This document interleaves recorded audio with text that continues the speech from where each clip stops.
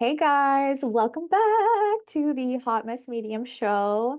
I am super duper ultra mega excited to for you to be listening to this right now because I have my best friend, my BFF forever and ever and ever is here on this episode. I'm super pumped. We are going to be talking all things paranormal, and this is probably, we already decided, probably going to be like, there's a series, like there's going to be multiple parts because I just know it's going to be so much fun, and I'm so grateful to Ren. I'm going to call her Ren. Her name is Lauren. She's going to introduce herself in just a moment, but I'm so grateful to her that she, came up with the idea to come on, and because I had put it out in my stories like, okay, I want to start having more conversations about like paranormal experiences, whether it be experiences with like an angel, showing up on your path or your past loved ones or glitches in the matrix or those experiences where you're like,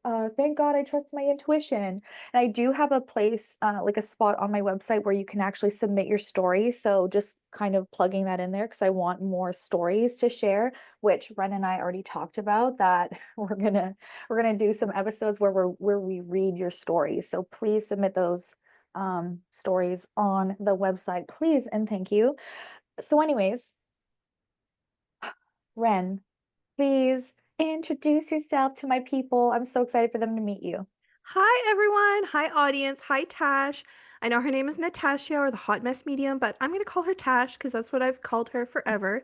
My name is Lauren. I'm her best friend of a million years, but you can call me Ren, and I'm so honored to be on the show finally because I've been listening to it and just so eager to be part of it for an episode or a couple, maybe. So, yeah, thanks for having me. I'm so excited you're here, and I know that we're going to have so much fun.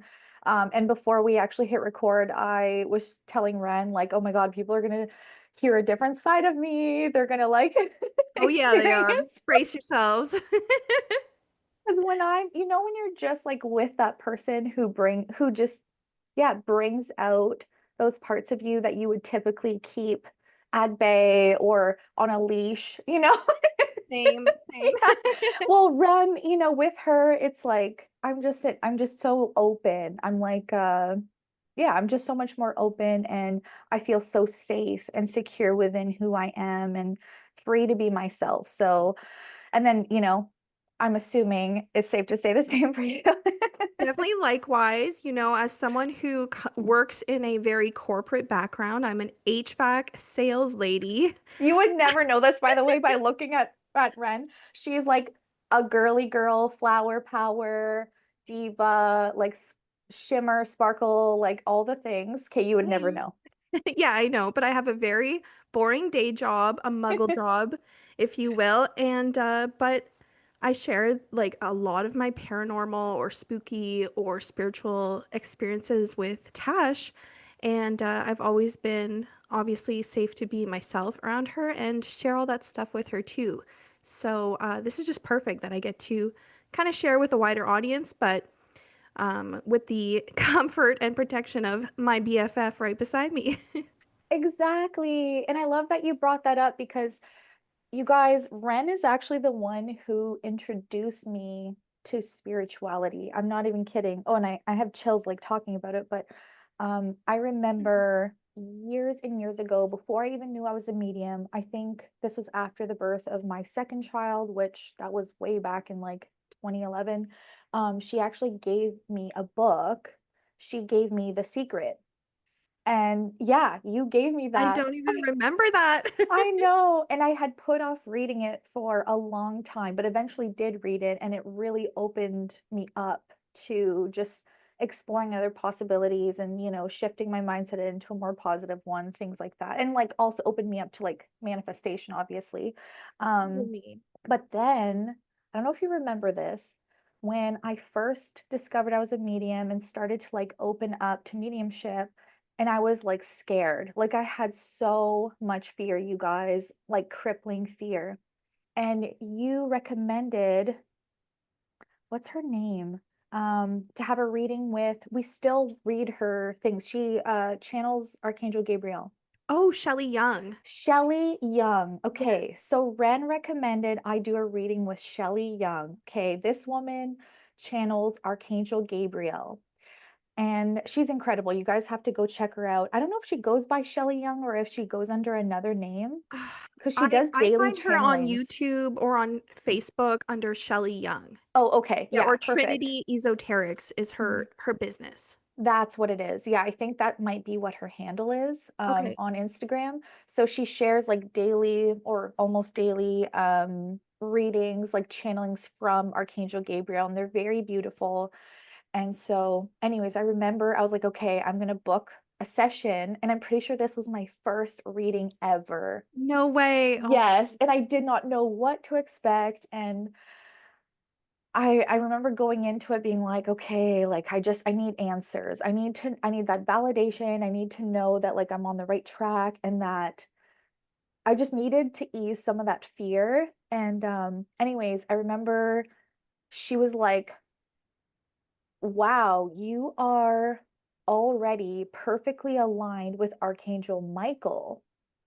Like she was the one who told me that and I was like, "What?" Like she's like, "Yeah, you have like your channel is already like you already have a direct channel to Archangel Michael." And I was wow. like, "Ooh, I got chills again talking about it." And that's how my journey started with communicating with Archangel Michael. And I used to, not a lot of people don't know this, but I used to channel like messages from Archangel Michael. What was so crazy, I don't know if you remember some of them, Rem, but like his language was not his language, the words he used were so different than what the words I would use. And Totally. oh, Yes. Yes. right. And some of the things that would come through, like it would take me a while. I'd have to read it a few times to fully understand like the depth of the message. Like they were so deep all the time. I remember Um, you would look up the meaning of words because you yes, didn't know the definition of certain words that you were channeling. so Bilingual true. girly problems. So true. I mean, I still do that. But yeah, with his words, they were like big words that I was like, these are really old school words that we don't use nowadays. Like, I wouldn't use that word, but it makes sense that he would. And I had even, um, channeled him like during like readings for other people. And I just remember him being a huge part of my journey. But anyways, I feel like I went in a totally different direction, but it feels important, to mention that basically you were just like a huge part of my journey and you introduced me to so many things and your dad even introduced me to so many things. Like I I was remember being in the trailer and he's talking about like um oh my gosh. past life regressions. He Yes. had that altar set up, and he still has an altar to this day where he'll have his little knickknacks. Now he has a pyramid that he bought out in Egypt. But at the time, he had a wolf head pelt, like a fur, some quartz crystals, some rose quartz. He was always burning incense. When we'd have our sleepovers, that would Yes. be the smell that would wake us up. So we Oh, were like exposed to some spirituality pretty young. right. And yeah, and I had never heard of these things through anyone else. Even him talking about, oh, where did it go? Atlantis, sorry. Oh my God. And Edgar Casey. He was the first person to mention Edgar Casey to me and all these things and just kind of opened my mind because, born and raised Catholic, and just kind of only seeing that side of things or, being exposed to that. It was really cool to then, see that, whoa, there's like so much more, right? So, but Oh, for sure. I didn't actually get spiritual until, You yeah, grew like into it. It kind of was awakened within you, and you kind of were like dragged kicking and screaming into your awakening, which became your whole life path, which is which is so crazy. significant. Yeah. Absolutely. And I just love that like you knew me before and during and now, and that's so cool. She's always been Um, a super cute nerd, you guys. Don't worry about that. I just love you. And like I also gotta mention to you guys that like Ren is so friggin' connected to. She's so intuitive. She has given me some of the best readings I've ever had. I'm not even kidding. I still remember like a healing session that you did for me, and like we're very telepathic with each other, which is so All the cool. time. All the time. Yeah, we're When super I'm connected. hungry, I tell you. When you're hungry, you tell me, and we just end up at a drive-through. Yeah, exactly.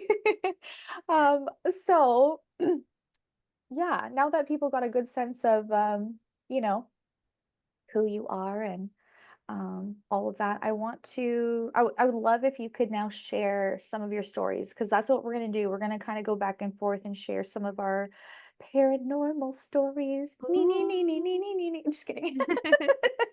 And So yeah, which oh, for sure. Go ahead. no, I was just gonna say, like, which one do you feel called to share first? I'm super excited to hear about them, even though I probably already heard them, but like it's gonna feel like I heard them. I'm hearing them for the first time. I'm really excited. Yeah, for sure. I think to segue on what you said by me being slightly, open to spirit as well and having third eye open, a lot of my paranormal experiences were experienced with my clairs. Mm. It hasn't always been like a ghost walks through the door. Um, you know, Everyone who's had paranormal experiences could probably resonate with that. It's kind of a mixture of your clairs and the physical environment that you're in at the time, whether it's, broad daylight and you're wide awake, or you're somewhere between sleep and awakeness. That's kind of where I've experienced mine. My earliest, I don't remember, but my parents remember. Pardon me. Um, I used to see my deceased grandfather when I was 2 years old. My family would tell me that I would watch someone go across the room and I would laugh and I would interact with someone who wasn't there. And eventually I was able to speak and I called this person the man because I had no point of reference to who he was, but my family knew that I seemed happy when this person was around, so they paid no mind until my mother saw a psychic, and the psychic told her that her youngest child, which was me, was seeing her stepdad who passed away. So his name was Papa Charles, and he had passed before I was born. And I guess he lingered around, and the psychic had other evidence that would show it to be Papa Charles, things he would say, things that they shared in common. And yeah, she had confirmed that I was seeing Papa Charles. And then later on, my mom was showing me a photo album that I had never seen before, old photos of when she was a teenager, growing up before I was born. And she told me that as she turned the page to a picture of Papa Charles, I pointed right at him. I said, "That's the man." Oh my God. And yeah, the funny thing about this is we were living in the small yellow house and we were planning on moving to the Victorian house that we lived on the highway. The psychic told my mother, when you move house, he's going to leave you be. He will move on and not follow you houses. And I remember visiting the house with the realtor and my parents, and they allowed us to run room to room and check out the house. And I remember running to every room in the house and running back downstairs to my parents. I don't remember that I told them this, but I said, "The man isn't here." Oh my Yeah. God. So I guess I was looking for him, which is Wow. which is really crazy. So I had a lot of experiences as a child that Yes, prove that, spirit is real. absolutely. And I love that you shared that too, because it's true. Children are the closest things to heaven. They're so much more open, like wide open, right? And they have a lot of experiences up to about the age of 4. That, they're so much more intuitive, they're so much more in tune, and they're very, they're able to see. I would say like the veil is thinner for them. They're able to see and connect with past loved ones, be little messengers, And I love that this was a comforting experience for you as a child, the fact that the man, your Papa Charles, ended up being sort of like a comfort for you at the time, and you had this relationship with him even though he had passed before um you were born, which just goes to show that our loved ones do get to know, our babies even before they come earthside. Because a lot of people say like, oh, I wish, they could have met, or whatever. But you guys did meet, and that's so beautiful.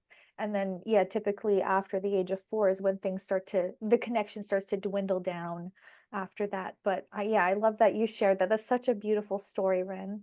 Thank you. And yeah, I think it was also a huge comfort to my mom as she had, been missing her dad and concerned about moving forward without him. And then she got to, be reminded that he was still around and he was still watching over us. And kids being, wide open is something that you've observed in your own kids with your 4 kids Absolutely. over the past couple years as well. Yeah, what a wild experience it is to be on the other side of that, to be like, so I had experiences with spirit as a child, as you know, but then to be a parent and having your children having experiences with spirit is a completely different thing. Um, I've had my son come running into my bedroom in the middle of the night saying, there's a ghost in my room, like just super casually, like just like it's a normal thing. And I'm like, okay. So I go in there, and he was actually describing an orb of light, like how there was a person, but then he was seeing this orb of light. And Wow. he was describing it and everything. And I can't remember the specific details, but I just thought that was so fascinating. And then my oldest, she had many experiences too with this with this little girl who would, want to play with her in the night, and like, would kind of be bugging her, but so innocently. But we actually discovered that that was the baby that I had miscarried prior to conceiving my second oldest child, who I know was a little girl. I had named her Charlotte, and she started showing up for my oldest daughter, even though like I had never explained any of that to her. So that was really neat too. And of course, after my papa passed away, they were all having experiences with him as well. And it's just, I don't know, it's just so comforting. Yeah, sometimes it's like freaky because you're like, like what does this mean? Is my house haunted or whatever? Um, but no, it's very comforting to know that, you know, our loved ones are still watching over our little ones and everything. Um, yeah, and then I loved how you expressed how everyone's experience is different, like in how you experience spirit. Like you were talking about the clairs and everything. And I know, like, when I think back to my experiences as a child with spirit, it was always like a lot of clairsentience. Like I would feel them. I would just feel their presence, right? Or I would feel a poke. I would feel cold air, like those sorts of things. And just kind of know, like, okay, someone is here. Yeah. It wasn't always like a full body experience, like there's a whole person in front of me. Although I have physically with my eyes seen spirits walking by and things like that, most of the time, especially in the night, it was more of like I could hear them. Like I would wake up to someone whispering my name, for example, or like I would feel pokes on my arm, or again, I would just kind of feel them. So yeah, oh, you're just so good. Bren's so good at storytelling, you guys. Like she always has been, and I'm just I just love it. So I love share another one. storytelling for you. Please tell me more. Tell us more. Well, and something I want to mention too is how you said your son would come in and describe an experience he was having like it was so normal. And it's true to them that it is so normal and natural because they haven't been commissioned or conditioned to believe otherwise yet, or to be embarrassed to share those kind of experiences, stories with others. Yes, I love that you just shared that, because when I think back to having those experiences and being so afraid, I didn't go to my parents. Hmm. Like, I didn't talk about those things. I kept them to myself, and I was so afraid. I would often turn on the light and sleep with the lights on because I was so afraid of the dark. Oh my God. And I know so many people can relate to Same. that. I was so scared of the light, or sorry, I scared of still the am. dark. Yes. Oh my God, still am. Yeah.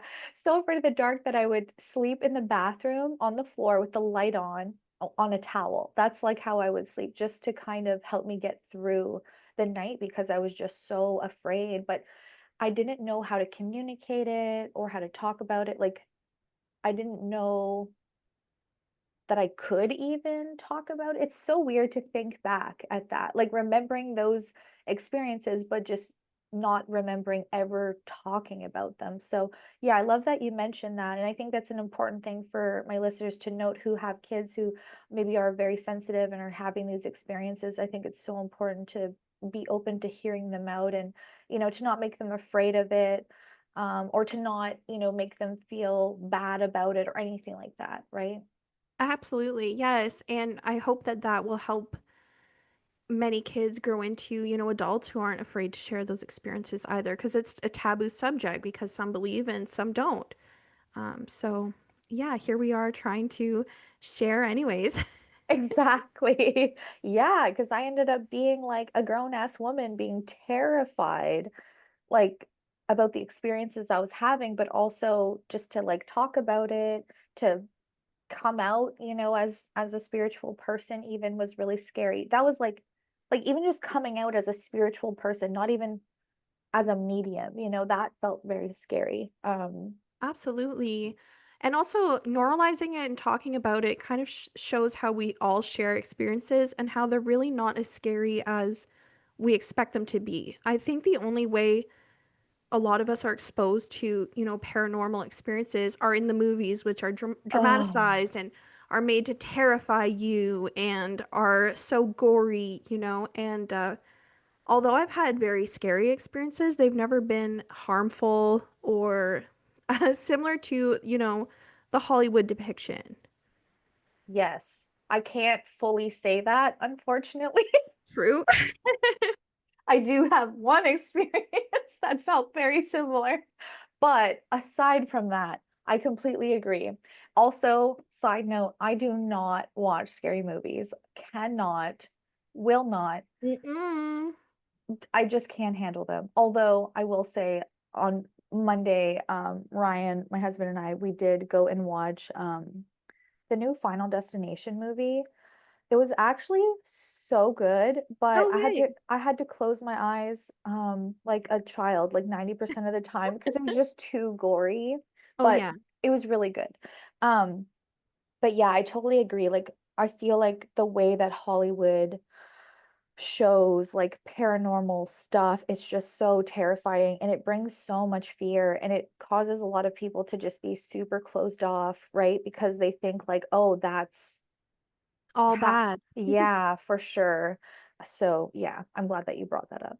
Yeah, for sure. And I don't watch horror movies either, although I have a sick fascination with legends and lore and Yeah, other same. people's paranormal story times. I've been listening to them on YouTube for years, but if it's dark out, you won't catch me. It'll be daytime, and that's it. I was even telling Ryan this morning of that we were going to be doing this, and he's like, I don't understand you. Like, you will not watch scary movies, but you're gonna, you love talking about paranormal stuff. And I'm like, that's different. Like, movies are just so exaggerated, and you're like seeing it, and it's super scary. But Mhm. then, I don't know, there's just something about talking about real experiences that's Which is like, fascinating. it's so fascinating. Exactly. It's like how there's a lot of women who can't watch scary movies, but then they only listen to true Oh, crime and they like fall asleep to crime. It's like it's real and it should be even more scary, but for some reason it's like comforting to people in a weird way. So I'm the same way when it comes to paranormal stuff. same, same. It's just that sick fascination. It's like a taboo subject that we're not allowed to talk about, and we just want to, like, our curiosity is piqued by it, right?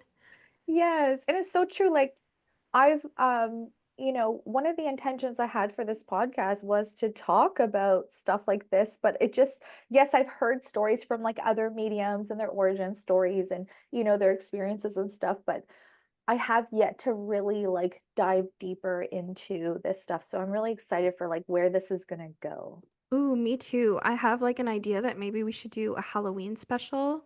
Oh, that would be Maybe fun. we can revisit that. But okay, so Yes. I've got one for you. Okay, Um, go for it. it'll be a little freaky. Well, the first one isn't, but the Okay. second one is.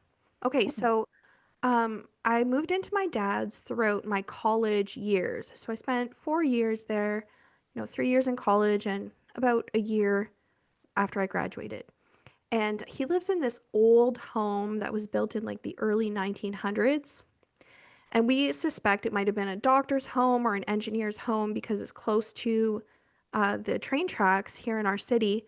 And it's pretty big for early 1900s. It's a brick home. It's beautiful. And every single person that has lived in that home since I have has experienced something paranormal. So, I believe it. yeah, Yeah. The vibes in you've that been in there. home, I've been in there. It's an old ass home, you guys. Beautiful, but you could just feel that there's so much history in that home. Like it just feels like there's been so much energy in there from different times, like so many energetic Traffic. imprints. Like Yes. traffic, yes. Traffic, yes, yes. And all these like different energetic imprints from the years. So it's just, yeah, it's really Yes. cool. Oh, it's so cool. And my dad is a long haul trucker and he rents rooms out to tenants. So there's a big turnover of people who live there and move out, and people who are open and have had experience before, and those who were completely closed off have been awakened to, a whole different reality living in that home. And over the years, what we've surmised is that potentially there may be like a theory we have is like a portal from the basement to the roof through the chimney area. I totally believe in portals in old homes. And Yeah. I even have a story for later, but I want to hear Ooh, this. Oh my God. yes. Yes, I believe that. Because, yeah, yeah, it's like the home itself has old energy, but it also has a fast turnover of different energetic imprints. It's almost Mm. as if things move through it often too. So you'll feel the presence of a certain spirit or an energy, you know, frequency for a while, and then it will be gone. My dad specifically has always felt the imprint of like a little boy living in the home who sits near the stairs. But there are so many different ghosties in that house. One in particular would mimic the voices and the sounds of other people. Um, so to explain the house, my dad was living in the basement. I was living in the only bedroom on the main floor, and there were three tenants upstairs in the three bedrooms. And the bathroom that I used was on the top floor as well. So if I woke up in the middle of the night, I would have to go up the stairs to use the washroom and come back down. Of course, I would run down as fast as possible and jump into bed, being scared of the dark. Wait, Um, when did we stop doing that? Just kidding. right? Yeah, no one does that anymore. Like, Yeah, totally. I mean, totally a that's, brave stairmaster at night. yeah, totally. But one night I was using the washroom late at night and I come out. The house was dead quiet before I went in. And as I'm coming down the stairs, I could hear my dad, who I thought was my dad, laughing so loud. And it sounded like a muffled version of his voice on the phone. Like when he would be speaking to a relative, speaking really loudly and laughing his butt off. And I was kind of like weirded out, like, why is my dad just laughing hysterically over the phone like this on a weeknight? Everyone's asleep. And I'm coming down the stairs. It's getting louder and louder. I open the door to the basement, which is where he's sleeping. I come down 3 or 4 stairs and I'm saying, Dad, to try to be like, who are you talking to? What's going on in the middle of the night? Dead quiet. He was asleep with his breathing machine on, his CPAP Oh machine. my God. Oh, it was so freaky. So he wakes up, takes off his mask, turns on the light, and he says, "What's wrong?" And I said, "Well, who weren't you on the phone, laughing really loud?" And he just kind of looked at me, knowing that I was experiencing something paranormal. It was the copycat voice in the house. And I slept on a cot beside his bed down in the basement that night because I didn't want to go upstairs all alone. Oh gosh, I don't blame you. Yeah, yeah, Wow. that was freaky. And then I had my own experience in the house. Again, I was in my bedroom on the main floor. I would sleep with my door closed, and about 10 feet away from my bed was a trunk, a wooden trunk, and I would have those folded fleece blankets on my trunk. That night in particular, my dad was sleeping in his room downstairs, and my boyfriend at the time had been renting a room off my father, and he was up in his room upstairs. Yes, we weren't allowed to sleep together in the same bed, even though we were in our late teens. We were trying to be respectful. So I'm asleep in the middle of the night. I wake up cold. And so I slip out of bed and I walk towards my trunk to grab one of my blankets. But there's someone standing there holding my blanket. And in that half asleep, half awake feeling that I was in, I just thought, okay, well, they've got me covered. So I turn around, I get back in bed, I lie down, and I see someone throw the throw up, and it just lands on me in a perfect square from the foot of my bed. And went back to sleep, slept soundly. The next morning I wake up, the throw is still on my duvet, perfect square, and I'm thinking to myself, who came in and tucked me in last night? My door was still closed, so I thought maybe my boyfriend knew that I was cold in the middle of the night, so came and tucked me in. I asked him, he said, "No, I don't do that." And then I thought, "Dad, did you come and tuck me in for some reason?" He said, "I would never go in your room. You sleep with your room closed or your door closed." So I don't know who tucked me in that night, but it never happened again. Wow. I wonder if it was the man. I wonder if it was your Ooh. Papa Charles.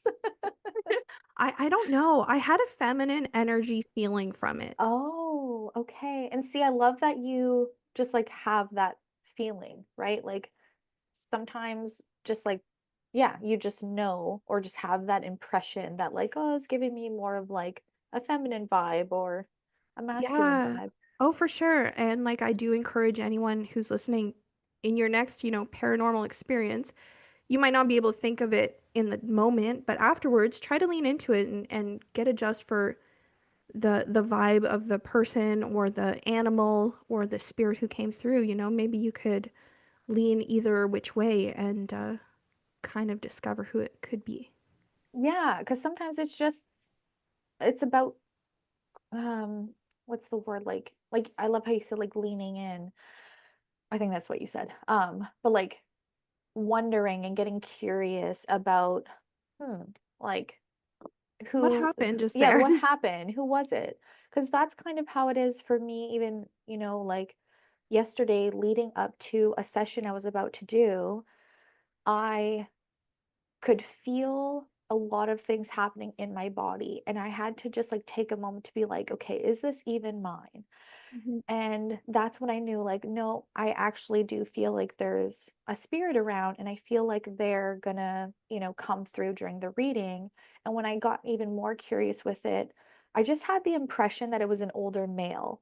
Like I just Okay. knew that. And there was no like I didn't see an older male. I didn't smell an older male. You know what I mean? There was no other reason than just this like inner knowing that hmm, like I just have this impression that it's an older male. And it turned out he was the very first one who came through during the session. Wow.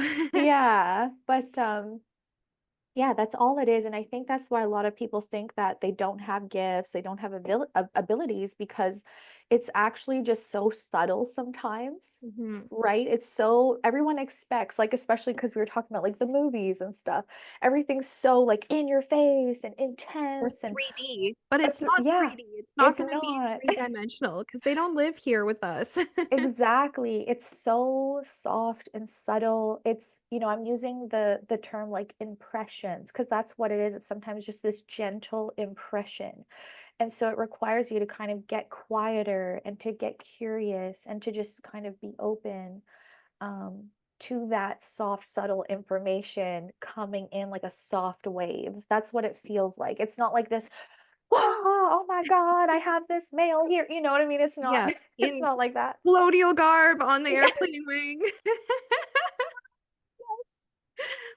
Exactly. I think when we've practiced mediumship or psychic, clairs together, I've always experienced it as almost like catching butterflies.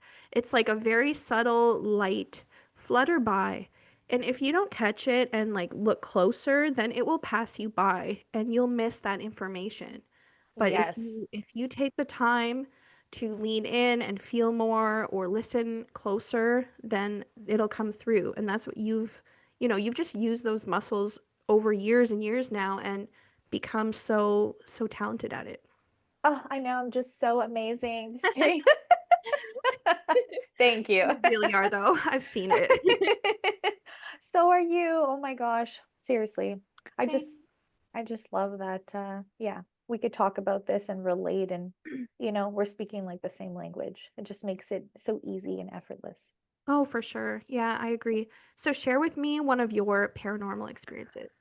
Oh, oh my gosh. Should we go there with the You know Ouija what? board? Let's go there. There's going to be darker energies, but there's also lighter side to it, and I can share more lighthearted stories as well. And yeah, go there. Let's hear it.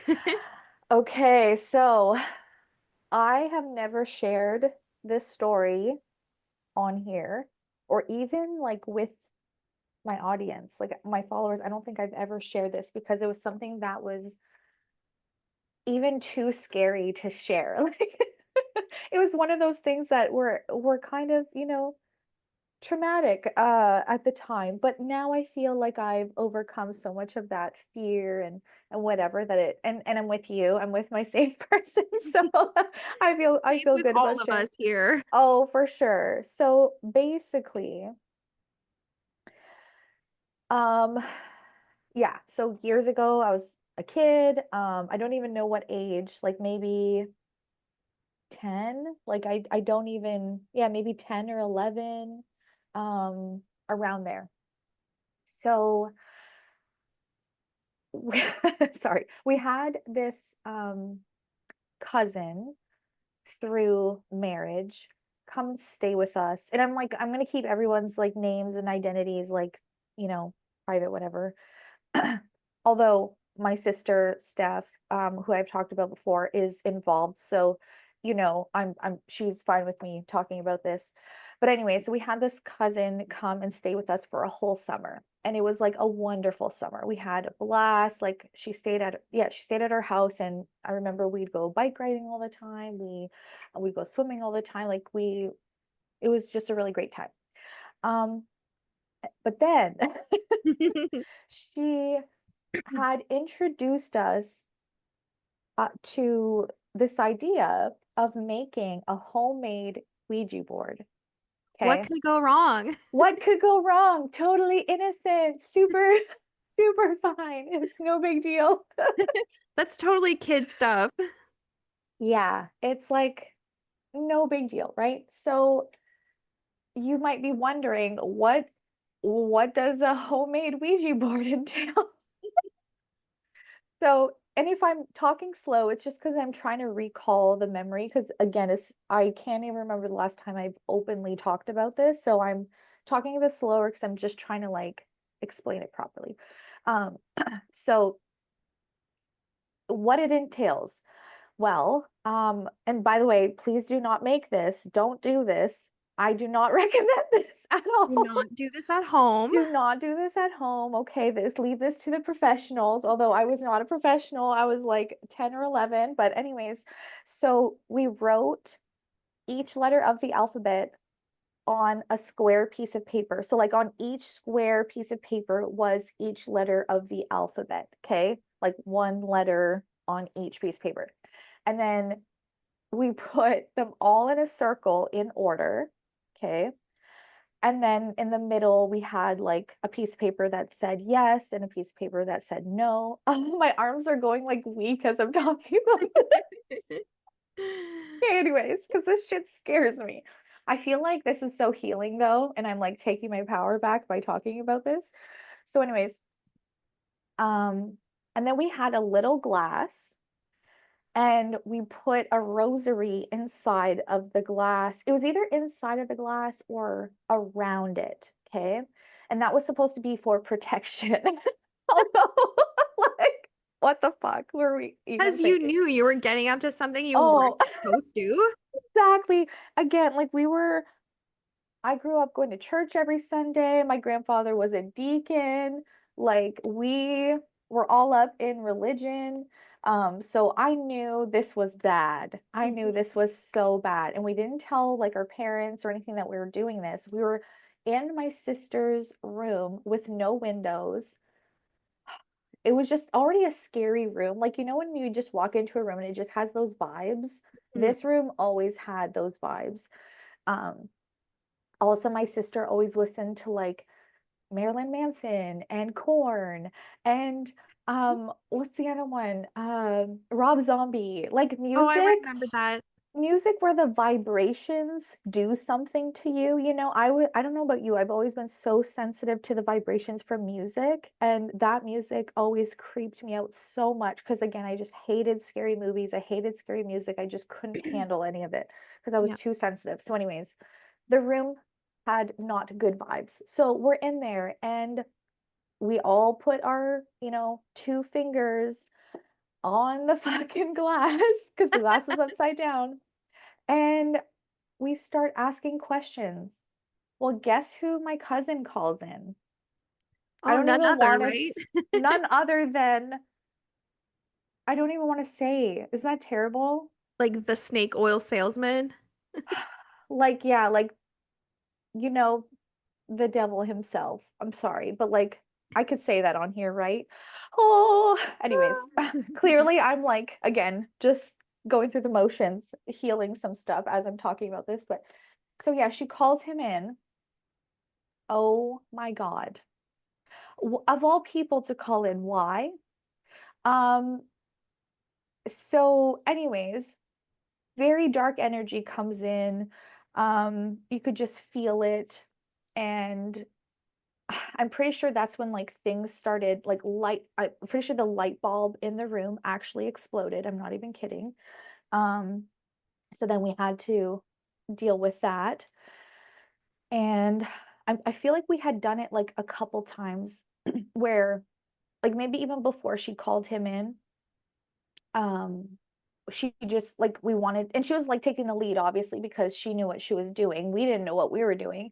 And by the way, when we had started it, I didn't believe them at first. Like the glass was moving and I Mhm. didn't believe them. I was like, you guys are doing this. Like there's no You're pulling my way. Yeah, leg. you guys are pulling my leg, like, you know, stop messing around type of thing. But no, then I realized like, okay, it's actually moving. And it would go to certain letters, you know, and it would spell out certain words. And I don't remember all the details, but I do remember, you know, a man coming through and just him kind of spelling out certain things and telling us to stop, like doing what we were doing, actually. I do Oh, remember that. Anyways, eventually she, again, calls in who she calls in. And that's when the scary stuff started happening. And we had to run upstairs because it got dark and we're freaking out, screaming. We run upstairs, tell our parents, we were so we were crying hysterically, like we were just terrified. They were so upset because they're like, "Oh my God, like what did you do?" You know? And after that, like so obviously we were like grounded and stuff and we had to like destroy it. But I do remember still playing around with it like even a few days after that. I can't remember for the life of me if someone was with me or if I did it alone, but mm.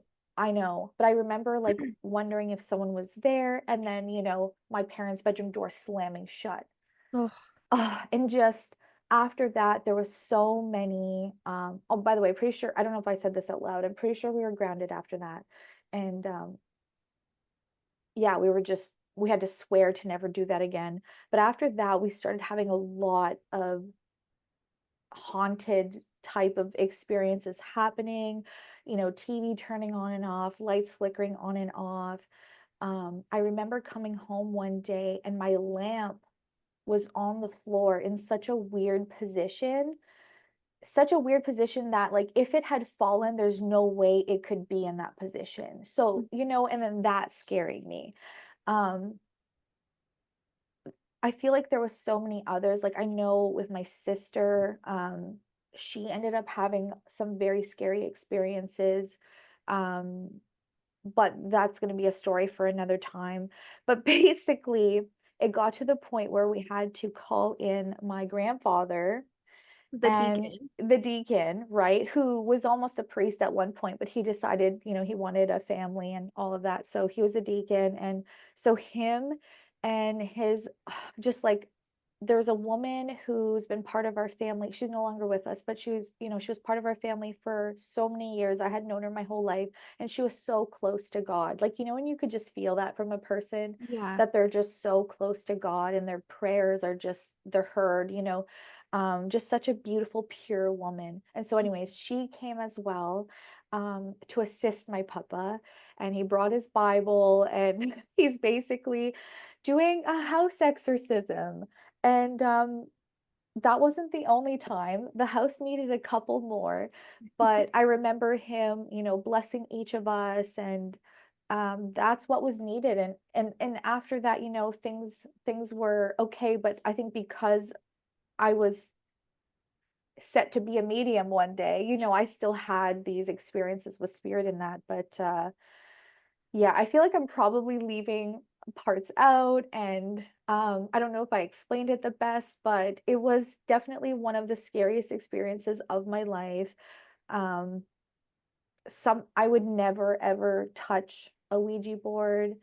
Even as a professional medium, it's still just something that I don't trust and I wouldn't recommend to anyone. Um, and I don't know. That's just kind of where I stand with that. But it's crazy, like the fact that as kids, like we had the power to create that and to call things in and it was just Oh, so for scary. sure. Yeah, Yeah. and like reflecting on your story, um, being at that age where you have the curiosity and being someone who is destined to become a medium, you probably wanted to communicate with spirit. You had that longing within you, and that was one of the only ways that would have been shared with you to accomplish that, right? Because you would probably model that after what you've seen in the movies. And so it's a shame that kids aren't really taught from a younger age to set boundaries and remain in the power and set Yes. up protection, real protection, not just a glass with a vase or whatever, right? Um, but yeah, so having an experience where you were completely out of control of the situation compared to doing all of your spiritual work now, which is always, you in the driver's seat, setting the tone for how things are going to align. Oh, I just love that you shared that because it does bring up such an important topic, and that is boundaries and being in your power. And I think that's why sometimes things get kind of out of control is that fear grows and that fear feeds it, right? And it's wild what can be created energetically when we allow that fear to take over. And I've had people come to me saying like, their child is being um bothered in the night and they're so afraid and things like that. And the thing that I would share like time and time again, and that I want to share with everyone here too, is like the importance of setting boundaries with spirit and being in your power, meaning like confidently reclaiming your space and stating that you do not allow like anyone to come into your space. you could set boundaries even with loved ones in spirit, like, please only come during the day, like, please don't wake my child in the night, because things are obviously different on the other side. And um it's so important to articulate, to know that you can articulate boundaries, right? Mhm. Yes. And that you do have the power to like reclaim your space. And it's just wild how many things will vanish when you're in your power. Totally. And looking back on all the activity, it was probably perpetuated by your fears. Oh The yeah. fact that you guys were impressionable, inexperienced teens with Yeah. teenage angst and, Yes. hormones all the whack. And not to And all the mention horror movies that we the watched. horror movies, the negative music, and the tone and frequency of it all, probably, really grew there. Absolutely. Yeah. And like, I still don't even know where I stand when it comes to like the enemy, you know what I mean? Mhm. Like, I'm just not there yet because I've gone to like different extremes with like religion and spirituality and whatever. But I think even just calling in the idea of that, or like the energy, the frequency of that, like obviously like that's powerful because it's, again, it's energy and you're calling that into your space. So Yeah, the low vibrations were there. yes, exactly. So, and I have chills talking about this, and it just, the fear that it caused me was just so intense. Like it's indescribable. And that lasted with me for years, you guys. Mhm. Years and years. I had so much fear. That what's the word? Exacerbated. Yeah. Did I say that right? Um, the fear I already had of the dark prior to that, you Mhm. know? So imagine me becoming a medium and not knowing what the hell to do, being so out of my power, because that was like the big thing. I feel like we're doing a full circle now, but that's like what it was, right? I was so afraid of the unknown and just not understanding, and I was so not in my power. And I think, yeah, it's what a difference it made when I started to become more in my power. Like all those experiences stopped, kind of, you know what I mean? Um, Exactly. Yeah. yeah, it's wild, but yeah, that's kind of my story. If I remember other parts to it, I will gladly share, but I think Well, that's like when I was in your basement and the TV turned off? yes. And then I'm pretty sure I hadn't even told you about it until after that, right? Because I was too Okay, afraid to tell you. this is what happened. We were just kids. We were Hmm. sleeping over at your house, and for some reason, your family was upstairs. I think your mom was making the mac in the pot with the cheese, The cheese best. cubes, which I always crave and remember the smell of and the taste of in my mouth to this day. So you guys were all upstairs together, and I went down to in the basement to your bedroom. I don't know if I was changing my socks or grabbing something, but we had the TV playing in the rec room down there all day long. We were watching movies and had the TV on. And it was this one of those old tube TVs with the Yeah. physical button you have to push in. It was like a round cylindrical metal button. Click, clink, click, Yeah. click. So it just doesn't shut off on its own. And I'm standing there feet from the TV, and the TV just click clunk shuts off. So I looked at it, I was perplexed, I thought nothing of it. I came upstairs and I nonchalantly told Tash and her mom, "Oh, it was so strange. I was standing there and the TV just shut off right in front of me." And the look of horror that crossed her face as she looks to her mom, and her mom just kind of like got wide-eyed, and it was like, "Oh, okay, don't think nothing of it." And we ate, and then later on, your mom sat me down at the table and she said, "I have to tell you something, and I don't want you to be afraid in our house." And you guys explained to me what had happened and how you guys were in the process of clearing the energy. So then I never went down there again all alone. Oh, it seriously, the vibes were so off in that freaking house. Like, it could never shake it. Even like my bedroom at the time, like I couldn't stand sleeping in there. I slept on the couch for years. Like I any remember opportunity I that. had, yeah, I would always sleep on the couch because I felt safer.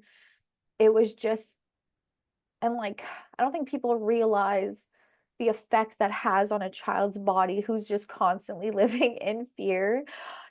Like I was just so terribly afraid of the dark and the unknown. And again, like just evil. Like that's what I was so afraid of. And I just only wish that I would have had someone I could talk to back then to help me through that, to help me through like what I was feeling, what I was experiencing, how I could protect myself, and feel safe because I just never had that feeling of safety. I remember as I got older, I remember like having certain movies, like comedies specifically, that I would play on my two, like, remember having those like two-in-one like TV and VCR, Oh my like God, the little little tube bedroom TV? ones Yes, from the yes, yes, Sears catalog. yes. So I had one of those, and I would fall asleep to like certain movies. One of them being American Pie Part One. I was gonna say probably like an Adam Sandler movie or Yeah. one of those silly comedies. Exactly, because it's just I needed like even then I knew like okay, I got to get the vibes up even if I didn't necessarily know that. I just knew that having those movies play would help me so that I could feel safe enough to fall asleep. Yeah. So, yeah, again, just don't mess around with homemade Ouija boards or the ones that you buy at the store, Yeah. I you think rule know. number one in the spiritual and spooky communities, unless you're one of the bravest paranormal investigators, is no Ouija boards. Just don't mess with Yeah. it. Yeah, just it's just not worth it. And again, like we were kids obviously, but Steve, even as adults, like I just like why? Why bother? Yeah. Why do that? Just don't stay away. And those who are not in the know would feel so they would think it ironic that a medium would say, I don't mess with the Ouija boards because you're so used to hearing people ask you, "Oh, you speak to past loved ones, aren't you afraid?" And Oh, you just yes. answered, "No, I'm not. I have clear boundaries. Who it's always loving energy that comes through, because that's your intention." Yes, exactly. It's so weird and such like a mind fuck almost to think that like, okay, so you're afraid of like all that stuff, but yet you talk to dead people for a living. But it doesn't feel that way to me. To me, it's like I'm literally connecting to the realm of love. I'm connecting to the heavenly realm where our loved ones reside. And it's like I'm talking to a person. I am, because they are. They're still them. They still have their personalities, and they're they're still loving and they have those good intentions and connecting with them. It's like having a conversation with you, Ren. Like that's how it feels. It feels so natural and normal. Which is weird to say because it's actually so not, it's paranormal. And it's super strange, obviously, but not to me. Yeah. It's Compared to a paranormal experience that will throw you off and be completely unlike what you do day to day, yeah, like a glitch in the exactly. matrix. Yes. Oh gosh, yes, exactly. So there it is. Yeah. Yeah. Um, I Do you have distinctly another re one? Oh, Oh, yeah, what well, were I you just gonna wanted say? to segue on being a kid and being afraid, because I remember certain horror movies completely traumatizing me as a teenager Oh, as well, and, I wish I had never been exposed to that stuff too young. same, Um, same. yeah, like my parents were cool and allowed us to watch whatever, but I kind of wish that they had created more clear boundaries just to protect me because I was Yeah. so sensitive to that kind of fear. And maybe it wouldn't affect other kids as much as it would you and I, but we were sensitive to energy to begin with. So that Yeah. fear can really run rampant. And I distinctly remember being a little kid and I had trouble sleeping as well because I was always afraid of vampires and ghosts in the room. And my mom had bought one of those clear spray bottles. She had filled it with water and she called it my ghost spray. So if I was, What? she kept it by my, yeah, she kept it by my bedside table. And if I awoke and I was afraid or if I couldn't get to bed, I would spray my ghost spray and that would clear the energy and I could go back asleep. That And that is was so great, smart. yeah, it was a really good tool to like supply a kid with because it kind of is like a physical way of showing them that they are the one in power of their space and set the tone, right? Exactly. I love that. I bet you someone's gonna hear that tip and they're gonna use it. It worked for me. I love that. Okay, well, do you happen to have another story? I do have my Valentine's Day story. Do you think I should Okay. share that one? Yes, we're gonna end it with that. You share that because I feel like that's the perfect way to wrap this up. You guys, this story still blows my mind. So yeah, let's go there. Okay, yeah, we're gonna go there. And this gets weird if it wasn't weird already.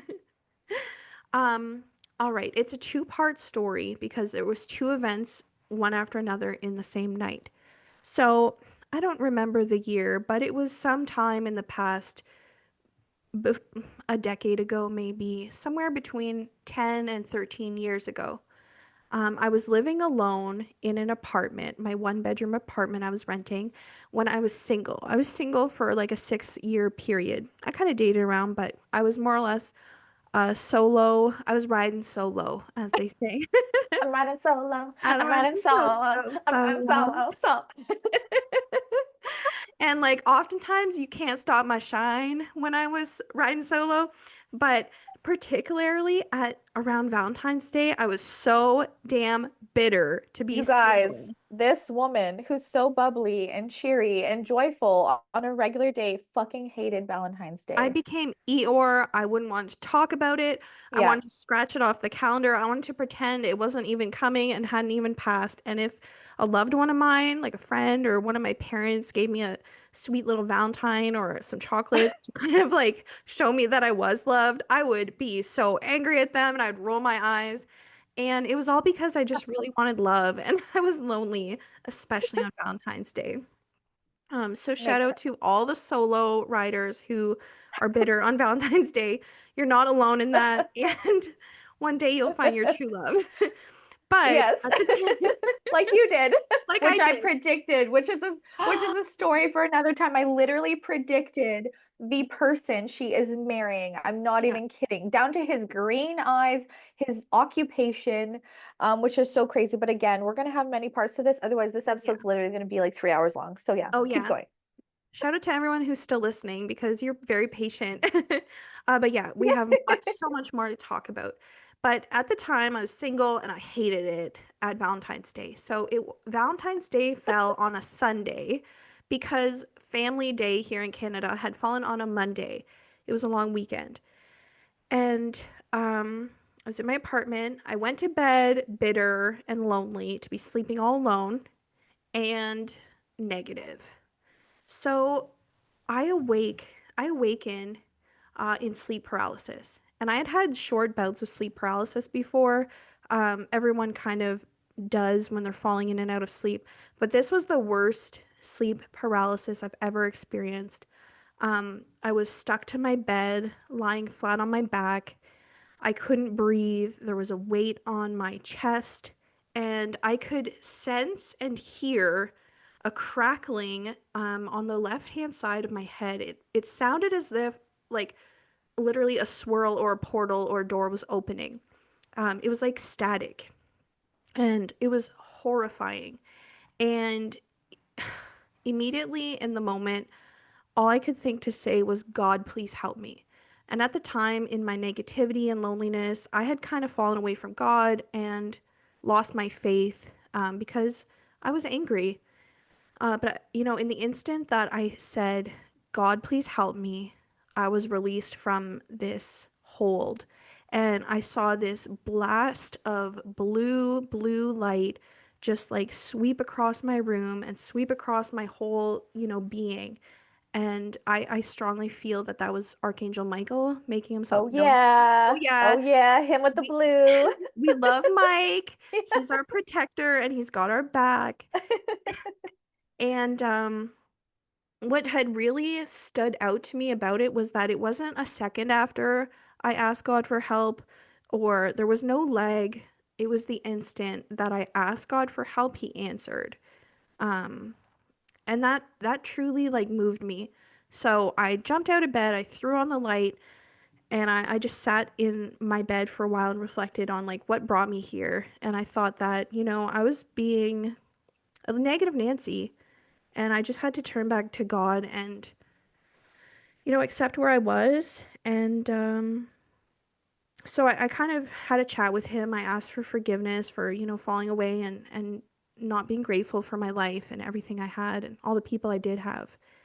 And, thanked Michael for assisting me there too. And I went back to bed. Um, Between that time and the morning, I had the weirdest dream I've ever had. I'm a Pisces. I have weird dreams. But this one really floored me. And the following day, I met with my dad because it was family day. And we went to dinner. And I said, Dad, I got to tell you about this weird dream.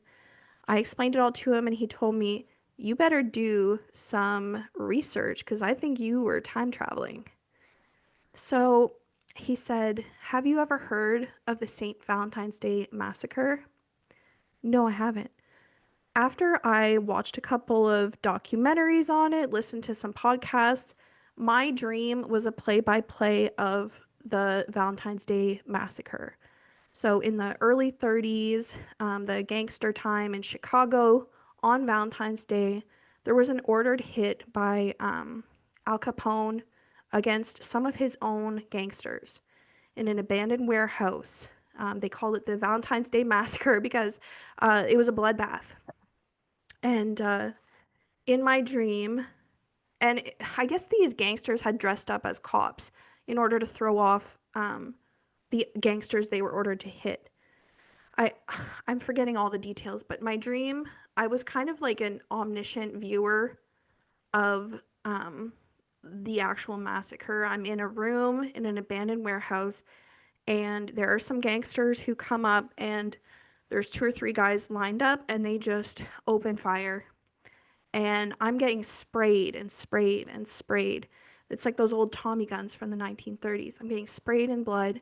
Somehow I slip out of the room. I run down a staircase. I exit the building, and it's snowy, so I'm running through the snow to the road where I see a cop vehicle. There's like a K9 unit cop van, and there are two cops sitting in this van.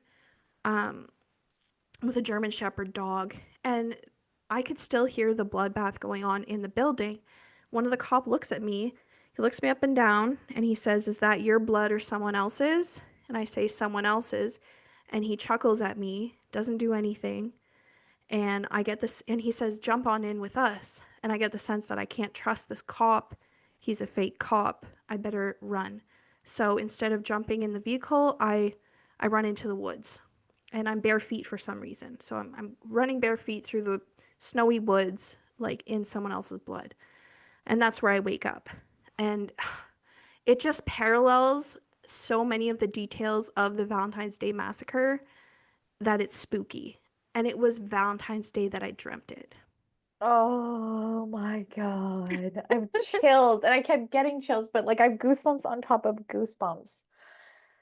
I Yeah, it's remember so the first scary. time you telling me that story, and I remember like the where you describing the warehouse and yeah, the blood splattering and just the Tommy guns and everything. And I just remember like because this was before we were even that Aware. spiritual. Yeah, before we were aware. And I just remember being like, whoa, like what the fuck? Yeah, exactly. And so I've spoken to other people about it, and I have a couple theories. Either that was a memory from maybe a past life that I was there, and that's why I carry such a